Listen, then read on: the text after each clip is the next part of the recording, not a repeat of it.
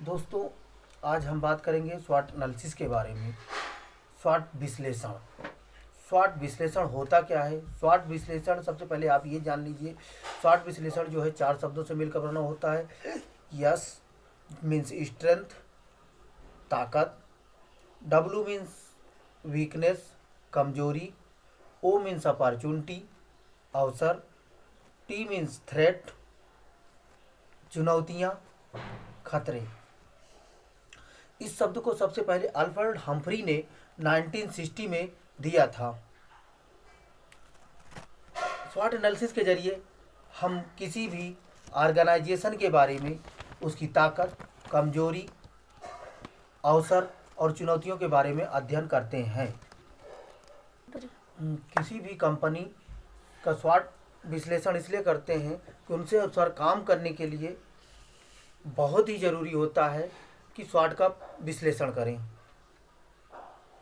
Number 2, ये आदमियों के लिए भी लागू होता है कि जब आप किसी साक्षात्कार में जाते हैं, साक्षात्कार में इंटरव्यूअर आपसे पूछता है कि क्या आपने कभी खतरों का सामना किया है, चुनौतियों का सामना किया है, आपकी ताकत क्या है, आपकी वीकनेस क्या है। अगर आप इन चीज़ों का जवाब इंटरव्यूअर के भली भांति पूर्वक दे देते हैं तो इंटरव्यूअर आपके बारे में अच्छा महसूस करता है। एक मार्केटर को भी कंपनी के बारे में उसका स्वॉट विश्लेषण करना बहुत ही ज़रूरी होता है, क्योंकि उसे अपने प्रतिद्वंदियों से लगातार खतरों का सामना करना पड़ता है। अगर वह स्वॉट विश्लेषण करता रहता है तो उसे प्रतिद्वंदियों से के खतरों से बचने में आसानी होती है। स्वॉट एनालिसिस से हम किसी भी ऑर्गेनाइजेशन को, किसी भी कंपनी को इफेक्टिव बनाने में मदद मिलती है। स्वॉट विश्लेषण में हम किसी भी ऑर्गेनाइजेशन में या किसी भी व्यक्ति की खूबियों के बारे में, कमजोरी के बारे में और अवसर और चुनौतियों के बारे में विशेष रूप से हम जो है एनालिसिस करते हैं।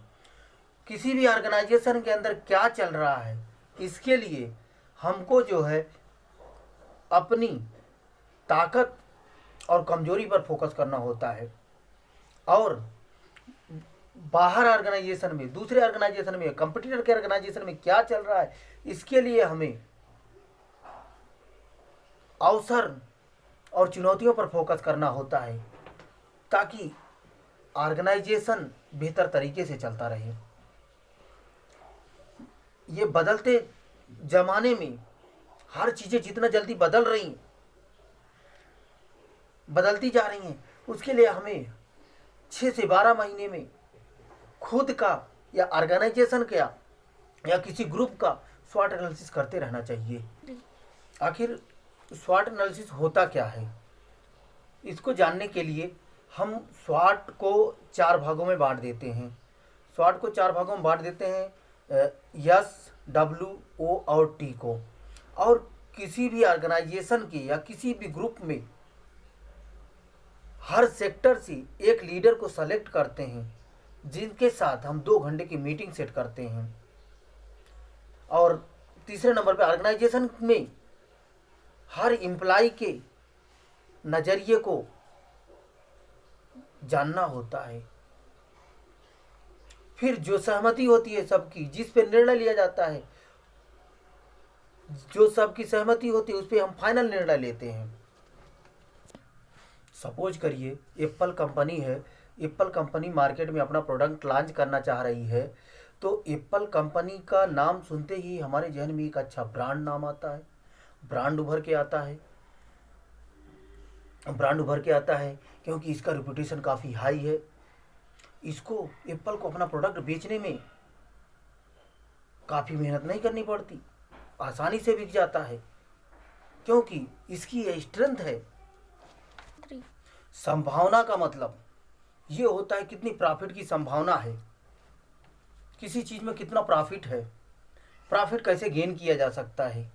चुनौतियों का मतलब ये होता है कि कितना खतरा है, किसी प्रोडक्ट में कितना खतरा है, खतरों का कैसे सामना किया जाए, खतरों से कैसे बचा जाए। इसके लिए एक एग्जांपल है कि सपोज करो कोई भी कंपनी है, अपना प्रोडक्ट मार्केट में लॉन्च करना चाह रही है, तो उसको ये पता होना चाहिए उसका सही टाइमिंग क्या है। अगर उसको ये नहीं पता होगा तो कंपटीटर फेल हो जाएगा। उसको अच्छी तरीके से ये पता होना चाहिए कि जो है कंपटीटर, हमारा कंपटीटर क्या चुनौती ला रहा है, क्या चैलेंजेस ला रहा है, वो कौन सी नई टेक्नोलॉजी लेके आ रहा है, ये जानना बहुत ज़रूरी होता है दोस्तों।